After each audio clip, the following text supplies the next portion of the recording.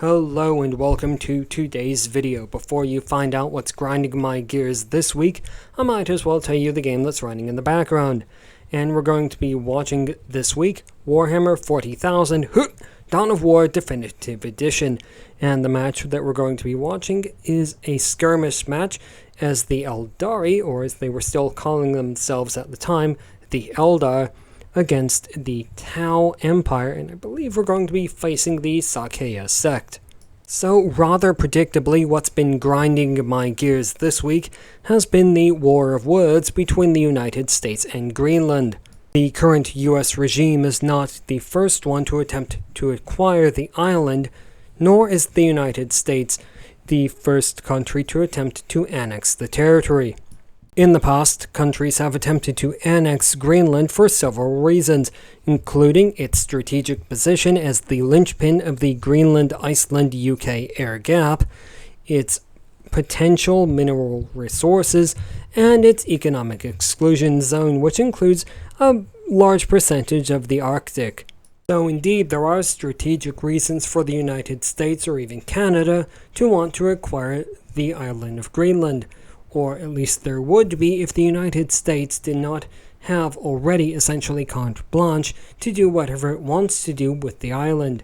Still, on the other hand, it is far easier to justify the expenditure of US blood and treasure in the defense of Greenland if it is sovereign US territory in the event of an international conflict. The acquisition of Greenland would arguably allow the United States to withdraw forces from the United Kingdom and replace the UK with Greenland as their unsinkable aircraft carrier. Over the past week, there have been numerous protests around Greenland and indeed around the world against the potential US annexation of the island. And over the past week, we've seen reports from Greenland of parents having difficulty getting their children to sleep at night because they've been so worried about the possibility of hostile US forces landing in the country. And they're not alone in this. All over the world, people were going to sleep at night on tenterhooks, worried that when they woke up in the morning they would discover that the United States had invaded Greenland and effectively a state of war now existed between the United States and NATO.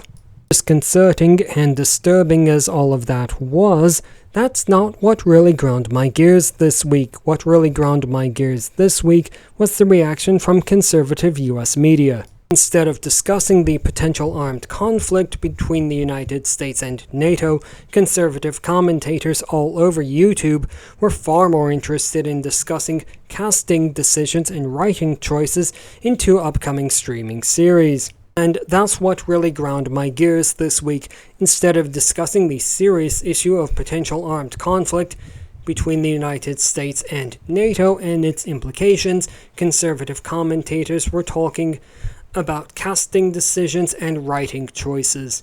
Neither I nor anyone else know what really stopped the US regime from invading Greenland, but it seems as likely as anything else that it was simply a lack of public, which, if true, would likely make this the first international armed conflict that was prevented by a lack of public support rather than any other reason. And that's all that ground my gears this week. Let's all fervently hope that the issue of US annexation of Greenland, although there are rational reasons to do so, has been at least put to bed for another generation.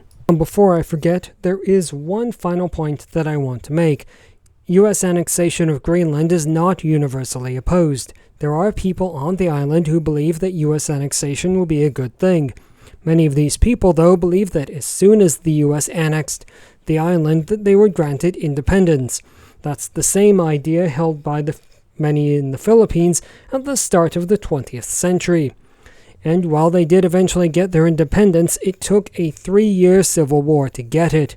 As the Filipinos found out, to their cost, the United States is not all that interested in granting independence to territories that it considers strategically important. And that's the end of the video. Now you know what's ground my gears this week. Let me know what's ground your gears in the comments section below. And if you did watch all the way to the end of the video, you must have found something useful, so maybe give it a like, a subscribe, and do all the other things that the YouTubers ask you to do. And with a knock on wood and a salt over the shoulder and all the rest of it, let's hope that nothing grinds our gears next week so I don't have to make another one of these. Thank you, and go out and have the day that you all deserve.